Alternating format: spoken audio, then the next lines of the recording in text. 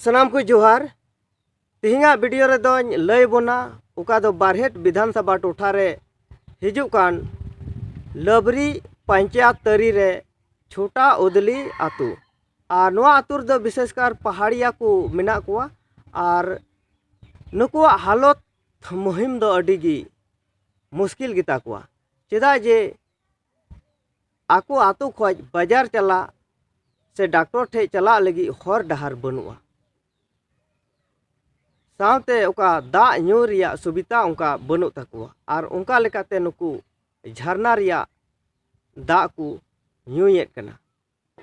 और नुआ खबर दे इन बडाय नाम कदा उका दो प्रभात खबर रे छपा लेन 21 अप्रैल 2024 हिल और नुआ खबर दो तुमल का तहना नागराज शाह और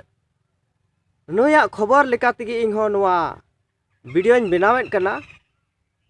और नुआ उका झारखंड बिगार कतेन मिता में 24 बछर लेबेद दिए केदा नोडे आयमा रकम विधायक को बनावना से राजमहल लोकसभा क्षेत्र रे संसद को बनावना मेनखान नित हबी ओंडेन को पहाड़िया कुआ उनकाना लाभ बाकू नाम कदा और ओंडे मी समाज सुसरिया मेनाया उका दो गंगाराम पहाड़िया और उनिया कुरुमुटुते ओंडे उका डहार बिनाव लगी जैसी भी अगू कते ओंडे ओना बुरु ला मी साव कतेन ओंडे डहार को बनाव केदा और नुआ दो उका आकु आतु से और ओना आडे पासे आतु रेन पहाड़िया समुदाय रेन होड़ से जतोगी ओंडे उकोय मिना को उनको चांदा उठाव कतेन ओंडे हर डहार को तैयार केदा आदो चेक लेका नुआ दो हुयुक कना जोखन गे नुकु भोट को एमदा भोट जुखाय दो पासे उनको को हिरिये को गया मेनखान उनकुआ उका दुख मुहिम हुयुक कना उनकुआ चेक सुविधा को नाम जरूर कना मेनखान उना को दो बाको नामे कना और मिता में ओना बारहेट विधानसभा खोजी हेमंत सोरेन उका दो विधायक बनाव लेना और मुख्यमंत्री होय बनाव लेना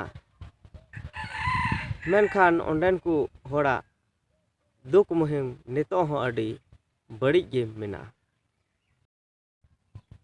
समाज सुसरिया गंगाराम पहाड़िया कुरुमुटुते उका ओंडेन को होड़े जगवार के कुआ और उनका लेकाते ओंडे डहार को बनाव केते 10 टी आतुरेन होड़ चला हिजु लगी को सुविधायना और नुआ उका चांदा को उठावले ओनारे खबर कागज रे को ऑल का थना 1 लाख गान पैसा खर्चायना और नुआ दो एकेन चांदा पैसा गी ताहे कना और 10 टी आतुरेन होड़ को एम लेना और उना को आतु दो मिद बार नोंडे को ऑल कदा उना को आतु दो हुयुक कना बड़ा उदाली चांदू टोला छोटा उदाली मिका जोक टियो लोलो मास्के पू एमान आतु रेन पहाड़िया समुदाय से आर ओंडेन को मिना को एमान समुदाय रेन होड़